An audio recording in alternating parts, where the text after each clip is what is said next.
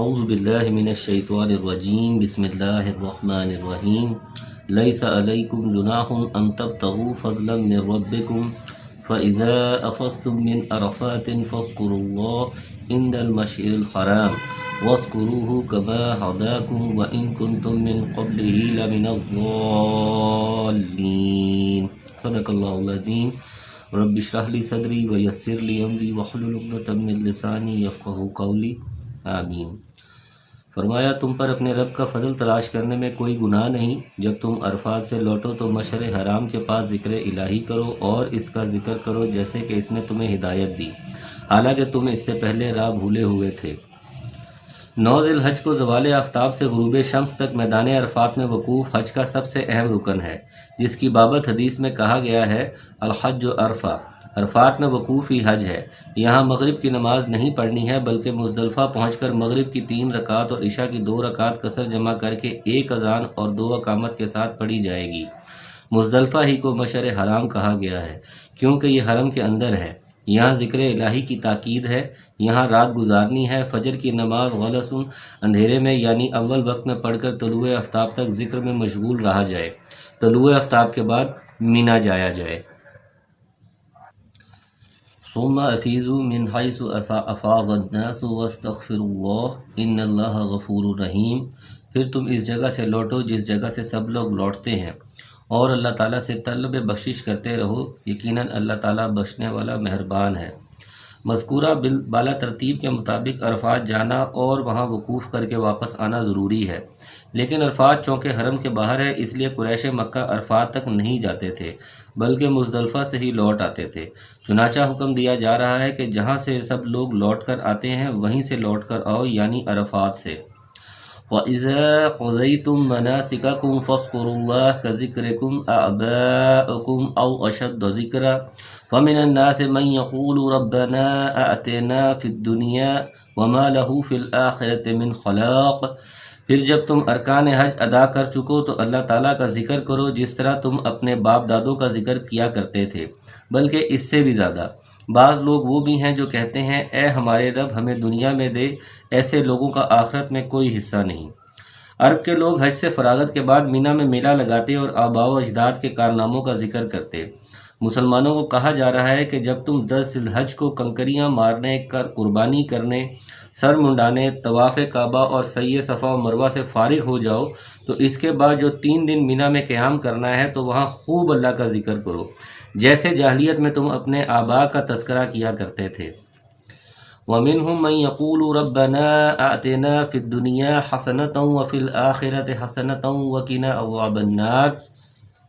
اور بعض لوگ وہ بھی ہیں جو کہتے ہیں اے ہمارے رب ہمیں دنیا میں نیکی دے اور آخرت میں بھی بھلائی عطا فرما اور ہمیں جہنم کے عذاب سے نجات دے، یعنی اعمال خیر کی توفیق۔ یعنی اہل ایمان دنیا میں بھی دنیا طلب نہیں کرتے بلکہ نیکی کی ہی توفیق طلب کرتے ہیں۔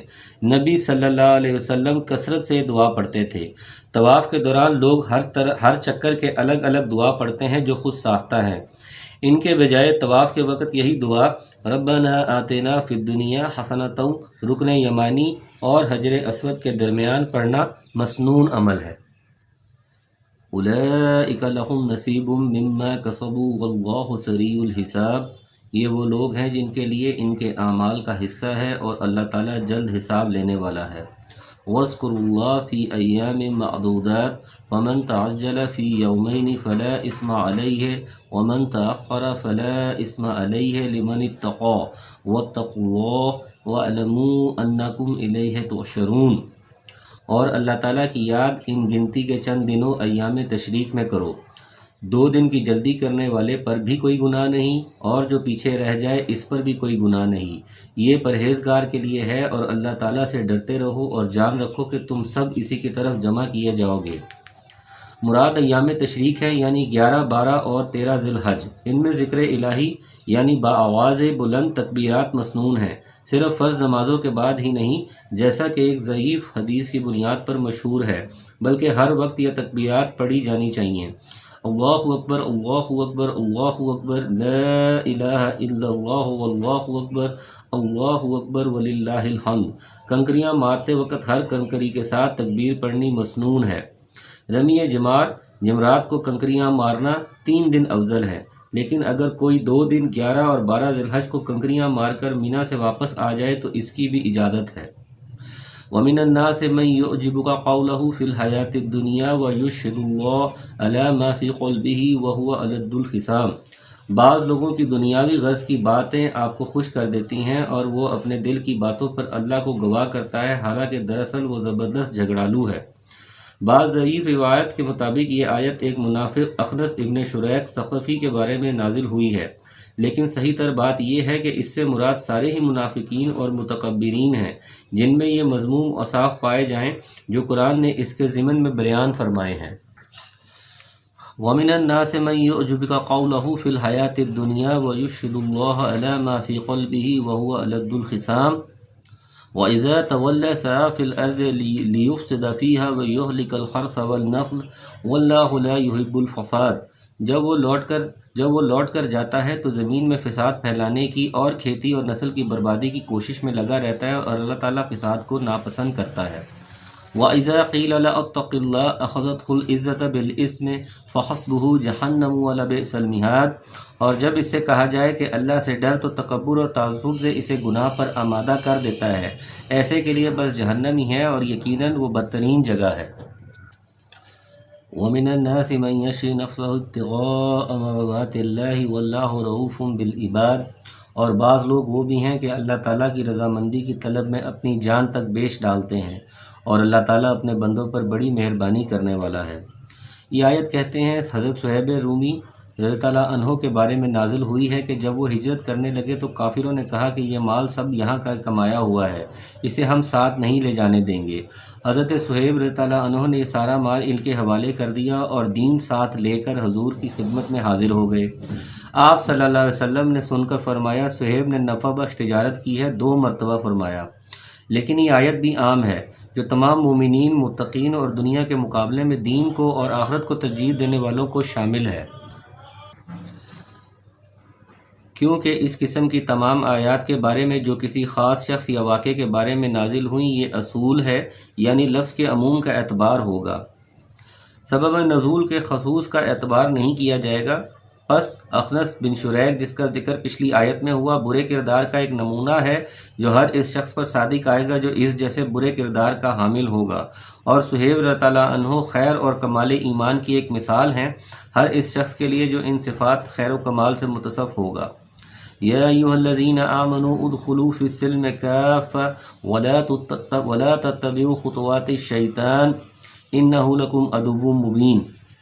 ایمان والو، اسلام میں پورے کے پورے داخل ہو جاؤ اور شیطان کے قدموں کی تابعداری نہ کرو، وہ تمہارا کھلا دشمن ہے۔ اہل ایمان کو کہا جا رہا ہے کہ اسلام میں پورے کے پورے داخل ہو جاؤ، اس طرح نہ کرو کہ جو باتیں تمہاری مصلحتوں اور خواہشات کے مطابق ہوں ان پر تو عمل کر لو اور دوسرے احکامات کو نظر انداز کر دو۔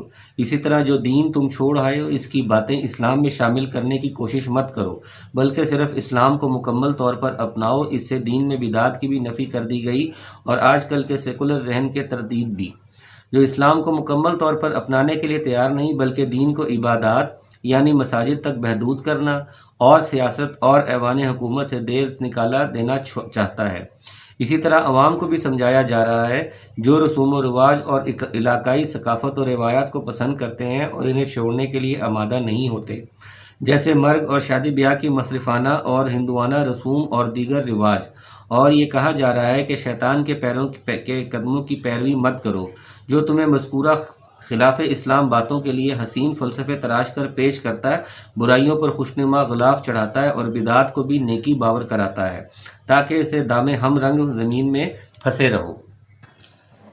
وَإِن ظَلَمْتُم مِّن بَعْدِ مَا جَاءَتْكُمُ الْبَيِّنَاتُ فَاعْلَمُوا أَنَّ اللَّهَ عَزِيزٌ حَكِيمٌ۔ اگر تم باوجود تمہارے پاس دلیلیں آ جانے کے بھی پھسل جاؤ تو جان لو کہ اللہ تعالیٰ غلبہ والا اور حکمت والا ہے۔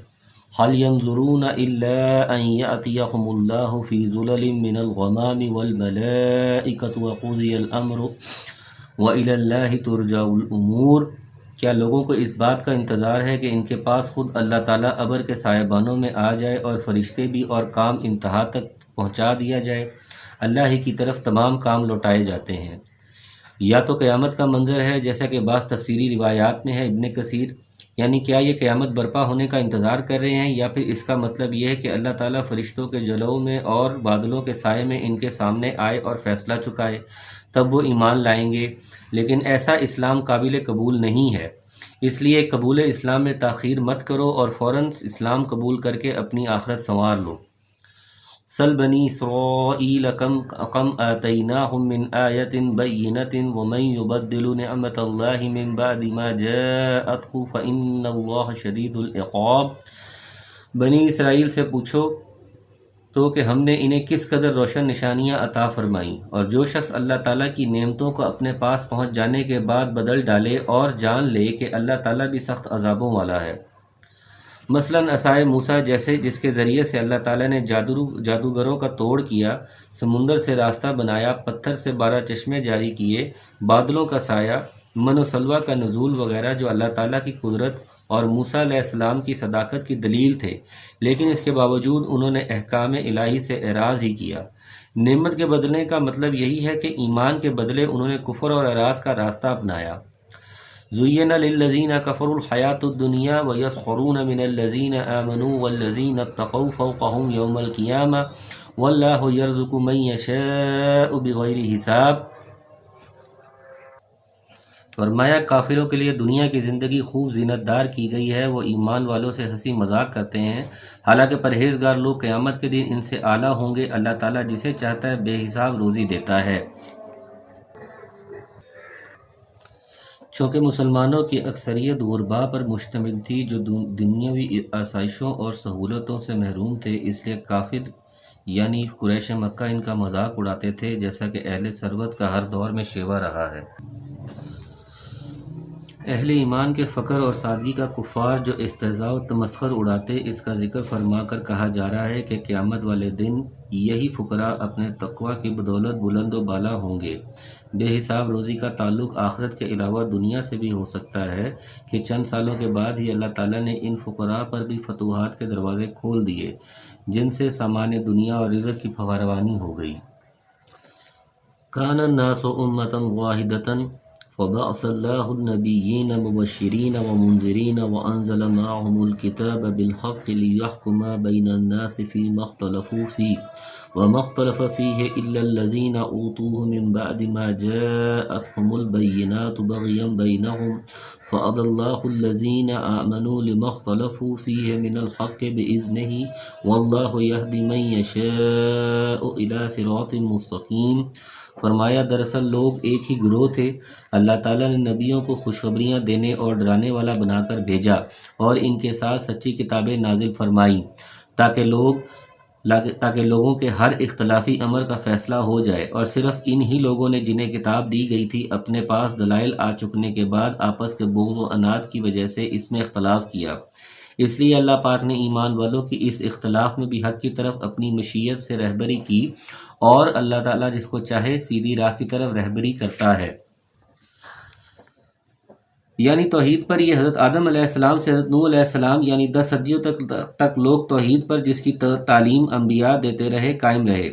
آیت میں مفسرین صحابہ نے فاختلفوا محذوف مانا ہے، یعنی اس کے بعد شیطان کی وسوسہ اندازی سے ان کے اندر اختلاف پیدا ہو گیا اور شرک و مظاہر پرستی عام ہو گئی۔ وبعث اس کا عطف فاختلفوا جو محذوف ہے پر ہے، بس اللہ تعالیٰ نے نبیوں کو کتابوں کے ساتھ بھیج دیا تاکہ وہ لوگوں کے درمیان اختلاف کا فیصلہ اور حق اور توحید کو قائم و واضح کر دیں۔ ابن کثیر۔ اختلاف ہمیشہ راہ حق سے انحراف کی وجہ سے ہوتا ہے، اور اس انحراف کا منبع بعض بغض و عناد بنتا ہے۔ امت مسلمہ میں بھی جب تک یہ انحراف نہیں آیا، یہ امت اپنی اصل پر قائم اور اختلاف کی شدت سے محفوظ رہی، لیکن اندھی تقلید اور بدعت نے حق سے گریز کا جو راستہ کھولا، اس سے اختلاف کا دائرہ پھیلتا اور بڑھتا ہی چلا گیا، تاں کہ اتحاد امت ایک ناممکن چیز بن کر رہ گیا۔ فأضل اللہ المسلمین۔ چنانچہ مسلم اہل کتاب نے جمعہ میں اختلاف کیا، یہود نے ہفتے کو اور نصارہ نے اتوار کو اپنا مقدس دن قرار دیا، تو اللہ تعالیٰ نے مسلمانوں کو جمعے کا دن اختیار کرنے کی ہدایت دے دی۔ انہوں نے حضرت عیسیٰ علیہ السلام کے بارے میں اختلاف کیا، یہود نے ان کی تکذیب کی اور ان کی والدہ محترمہ حضرت مریم پر بہتان باندھا، اس کے برعکس عیسائیوں نے ان کو اللہ کا بیٹا نعوذ باللہ اور الہ بنا دیا۔ اللہ نے مسلمانوں کے ان کے بارے میں صحیح موقف اپنانے کی توفیق عطا فرمائی کہ وہ اللہ کے پیغمبر اور اس کے فرما بردار بندے تھے۔ حضرت ابراہیم علیہ السلام کے بارے میں بھی انہوں نے اختلاف کیا، ایک نے یہودی اور دوسرے نے نصرانی کہا۔ مسلمانوں کو اللہ نے صحیح بات بتلائی کہ وہ حنیف و مسلمن تھے، اور اس طرح کے دیگر کئی مسائل میں اللہ تعالیٰ نے اپنے اذن یعنی اپنے فضل سے مسلمانوں کو صراط مستقیم دکھلائی۔ ام حسبتم ان تدخلوا الجنہ ولما یأتکم مثل الذین خلوا من قبلکم مستهم البأساء والضراء وزلزلوا حتى يقول الرسول والذین آمنوا معه متى نصر اللہ الا ان نصر اللہ قریب۔ کیا تم یہ گمان کیے بیٹھے ہو کہ جنت میں چلے جاؤ گے، حالانکہ اب تک تم پر وہ حالات نہیں آئے جو تم سے اگلوں پر آئے تھے؟ انہیں بیماریاں اور مصیبتیں پہنچیں، اور وہ یہاں تک جھنجھوڑے گئے کہ رسول اور اس کے ساتھ کے ایمان والے کہنے لگے کہ اللہ کی مدد کب آئے گی؟ سن رکھو کہ اللہ کی مدد قریب ہی ہے۔ ہجرت مدینہ کے بعد جب مسلمانوں کو یہودیوں، منافقین اور مشرکین عرب سے مختلف قسم کی ایذائیں اور تکلیفیں پہنچی تو بعض مسلمانوں نے نبی صلی اللہ علیہ وسلم سے شکایت کی، جس پر مسلمانوں کی تسلی کے لیے یہ آیت مبارکہ نازل ہوئی، اور خود نبی صلی اللہ علیہ وسلم نے بھی فرمایا، تم سے پہلے لوگوں کو ان کے سر سے لے کر پیروں تک آرے سے چیر دیا گیا اور لوہے کی کنگھیوں سے ان کے گوشت پوست کو نوچا گیا، لیکن یہ ظلم و تشدد ان کو دین سے نہیں پھیر سکا۔ پھر فرمایا، اللہ کی قسم، اللہ تعالیٰ اس معاملے کو مکمل یعنی اسلام کو غالب فرمائے گا، یہاں تک کہ ایک سوار سنا سے حضر موت تک تنہا سفر کرے گا اور اسے اللہ کے علاوہ کسی کا ڈر نہیں ہوگا۔ مقصد نبی صلی اللہ علیہ وسلم کا مسلمانوں کے اندر حوصلہ اور استقامت کا عزم پیدا کرنا تھا۔ اس لیے کلو ما ہوا آتن فہوا قریب، ہر آنے والی چیز قریب ہے، اور اہل ایمان کے لیے اللہ کی مدد یقینی ہے، اس لیے وہ قریب ہی ہے۔ یسألونک ماذا ينفقون قل ما انفقتم من خیر فللوالدین والاقربین والیتامى والمساکین وابن السبیل وما تفعلوا من خیر فإن اللہ به علیم۔ یہ آپ سے پوچھتے ہیں کہ وہ کیا خرچ کریں، آپ کہہ دیجئے جو مال تم خرچ کرو اور وہ ماں باپ کے لیے ہے، اور رشتہ داروں اور یتیموں اور مساکین اور مسافروں کے لیے ہے، اور تم جو کچھ بھلائی کرو گے اللہ تعالیٰ کو اس کا علم ہے۔ بعض صحابہ رضوان اللہ اجمعین کے استفسار پر مال خرچ کرنے کے اولین مصارف بیان کیے جا رہے ہیں، یعنی یہ سب سے زیادہ تمہارے مالی تعاون کے مستحق ہیں۔ اس سے معلوم ہوا کہ انفاق کا یہ حکم صدقات نافلہ سے متعلق ہے، زکوٰۃ سے متعلق نہیں، کیونکہ ماں باپ پر زکوٰۃ کی رقم خرچ کرنی جائز نہیں ہے۔ حضرت میمون بن مہران نے اس آیت کی تلاوت کر کے فرمایا، مال خرچ کرنے کی ان جگہوں میں نہ طبلہ سارنگی کا ذکر ہے اور نہ چوبی تصاویر اور دیواروں پر لٹکائے جانے والے آرائشی پردوں کا۔ مطلب یہ کہ ان چیزوں پر مال خرچ کرنا ناپسندیدہ اور اسراف ہے۔ افسوس ہے کہ آج یہ مصرفانہ اور ناپسندیدہ اخراجات ہماری زندگی کا اس طرح لازمی حصہ بن گئے ہیں کہ اس میں کراہت کا کوئی پہلو ہی ہماری نظروں میں نہیں رہا۔ کتب علیکم القتال وهو کرہ لکم وعسى ان تکرہوا شیئا وهو خیر لکم وعسى ان تحبوا شیئا وهو شر لکم واللہ یعلم وانتم لا تعلمون۔ تم پر جہاد فرض کیا گیا کہ گویا وہ تمہیں دشوار معلوم ہوتا ہے، ممکن ہے کہ تم کسی چیز کو بری جانو اور دراصل وہی چیز تمہارے لیے بھلی ہو، اور یہ بھی ممکن ہے کہ تم کسی چیز کو اچھی سمجھو حالانکہ وہ تمہارے لیے بری ہو۔ حقیقی علم اللہ ہی کو ہے، تم محض بے خبر ہو۔ جہاد کے حکم کی ایک مثال دے کر اہل ایمان کو سمجھایا جا رہا ہے کہ اللہ کے ہر حکم پر عمل کرو، چاہے تمہیں وہ گناہ اور ناگوار ہی لگے، اس لیے کہ اس کے انجام اور نتیجے کو صرف اللہ تعالیٰ جانتا ہے، تم نہیں جانتے۔ ہو سکتا ہے اس میں تمہارے لیے بہتری ہو، جیسے جہاد کے نتیجے میں تمہیں فتح و غلبہ، عزت و سربلندی اور مال و اسباب مل سکتا ہے۔ اسی طرح تم جس کو پسند کرو یعنی جہاد کے بجائے گھر میں بیٹھ رہنا، اس کا نتیجہ تمہارے لیے خطرناک ہو سکتا ہے، یعنی دشمن تم پر غالب آ جائے اور تمہیں ذلت و رسوائی کا سامنا کرنا پڑے۔ یسألونک عن الشہر الحرام قتال فیہ قل قتال فیہ کبیر وصد عن سبیل اللہ وکفر بہ والمسجد الحرام واخراج اہلہ منہ اکبر عند اللہ والفتنۃ اکبر من القتل ولا يزالون يقاتلونكم حتى يردوكم عن دينكم إن استطاعوا ومن يرتد منكم عن دينه فيمت وهو كافر فأولئك حبطت أعمالهم في الدنيا والآخرة وأولئك أصحاب النار هم فيها خالدون۔ لوگ آپ سے حرمت والے مہینے میں لڑائی کی بابت سوال کرتے ہیں، آپ کہہ دیجئے کہ ان میں لڑائی کرنا بڑا گناہ ہے، لیکن اللہ کی راہ سے روکنا، اس کے ساتھ کفر کرنا اور مسجد حرام سے روکنا اور وہاں کے رہنے والوں کو وہاں سے نکالنا اللہ کے نزدیک اس سے بھی بڑا گناہ ہے۔ یہ فتنہ قتل سے بھی بڑا گناہ ہے۔ یہ لوگ لڑائی بھلائی کرتے ہی رہیں گے یہاں تک کہ اگر ان سے ہو سکے تو تمہیں تمہارے دین سے مرتد کر دیں، اور تم میں سے جو لوگ اپنے دین سے پلٹ جائیں اور اسے کفر کی حالت میں مریں، ان کے اعمال دنیاوی اور اخروی سب غارت ہو جائیں گے۔ یہ لوگ جہنمی ہوں گے اور ہمیشہ ہمیشہ جہنم میں ہی رہیں گے۔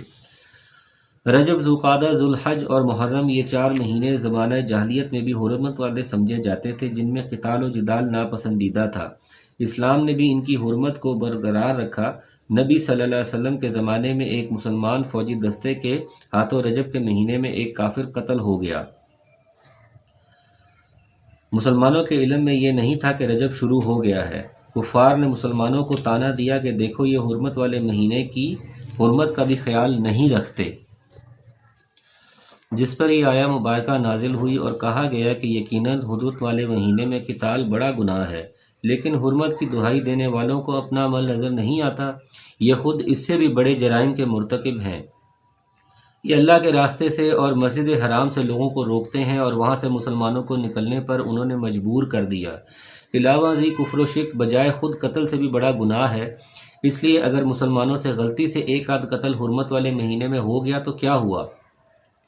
اس پر والویلا کرنے کے بجائے ان کو اپنا نامہ سیاہ بھی تو دیکھ لینا چاہیے۔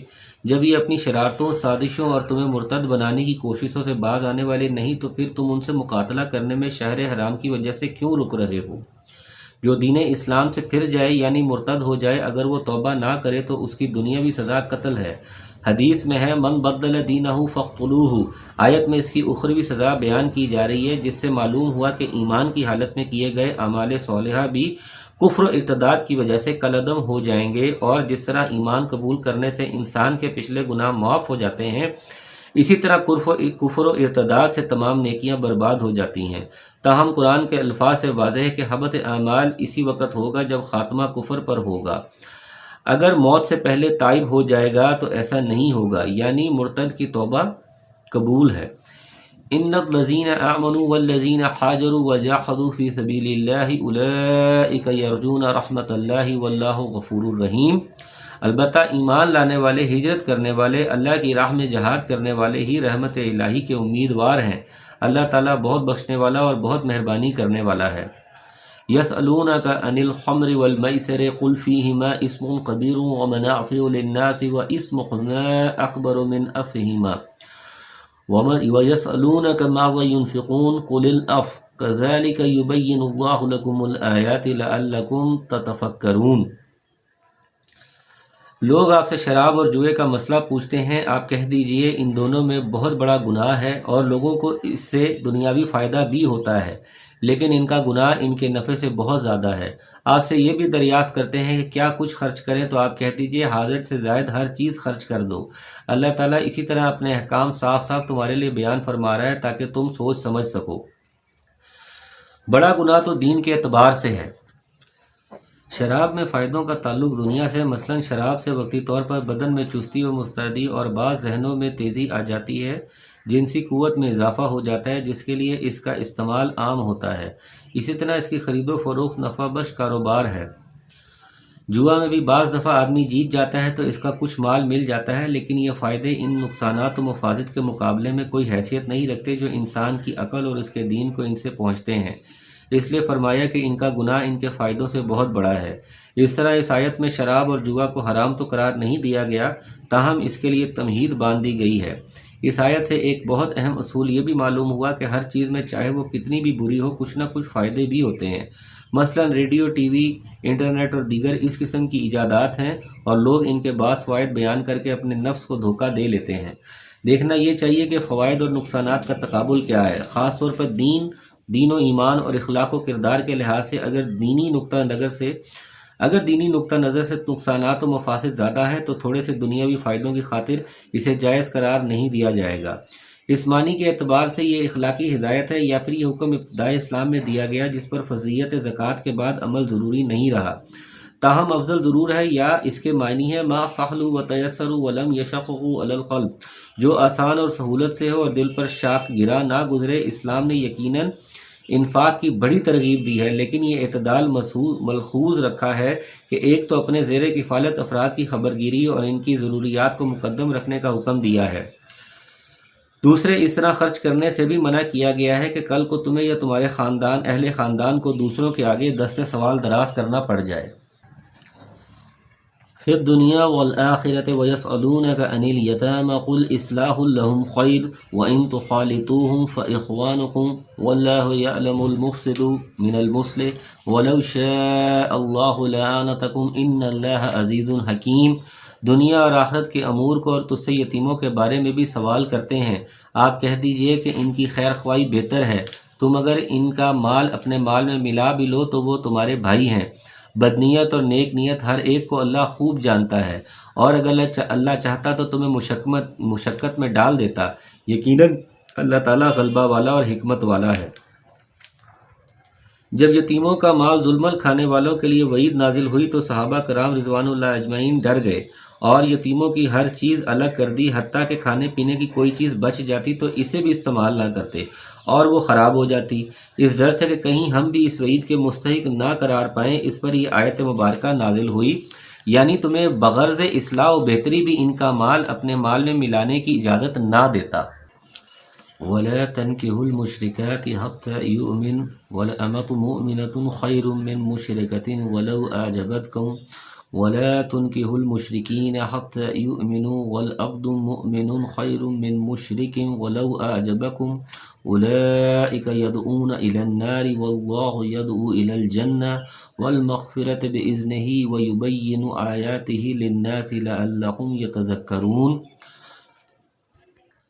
اور شرک کرنے والی عورتوں سے تاوقتے وہ ایمان نہ لے آئیں تم نکاح نہ کرو، ایمان والی لونڈی بھی شرک کرنے والی آزاد عورت سے بہت بہتر ہے، گو تمہیں مشرکہ ہی اچھی لگتی ہو، اور نہ شرک کرنے والے مردوں سے فرمایا، اور شرک کرنے والی عورتوں سے تاوقتے وہ ایمان نہ لائیں تم نکاح نہ کرو، ایمان والی لونڈی بھی شرک کرنے والی آزاد عورت سے بہت بہتر ہے، گو تمہیں مشرکہ ہی اچھی لگتی ہو، اور نہ شرک کرنے والے مردوں کے نکاح میں اپنی عورتوں کو دو جب تک کہ وہ ایمان نہ لائیں، ایمان والا غلام آزاد مشرک سے بہتر ہے، گو مشرک تمہیں اچھا لگے، یہ لوگ جہنم کی طرف بلاتے ہیں اور اللہ جنت کی طرف اور اپنی بخشش کی طرف اپنے حکم سے بلاتا ہے، وہ اپنی آیتیں لوگوں کے لیے بیان فرما رہا ہے تاکہ وہ نصیحت حاصل کریں۔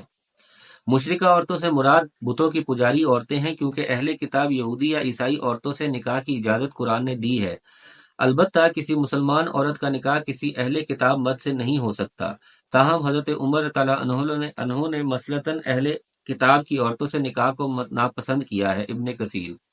آیت میں اہل ایمان کو ایماندار مردوں اور عورتوں سے نکاح کی تاکید کی گئی ہے، اور دین کو نظر انداز کر کے محض حسن و جمال کی بنیاد پر نکاح کرنے کو آخرت کی بربادی قرار دیا گیا ہے، جس طرح حدیث میں بھی نبی صلی اللہ علیہ وسلم نے فرمایا، عورت سے 4 وجہوں سے نکاح کیا جاتا ہے، مال، حسب نسب، حسن و جمال یا دین کی وجہ سے، تم دیندار عورت کا انتخاب کرو۔ اسی طرح آپ صلی اللہ علیہ وسلم نے نیک عورت کو دنیا کی سب سے بہترین متاع قرار دیا ہے، فرمایا خیر متاع الدنیا المرأۃ الصالحہ،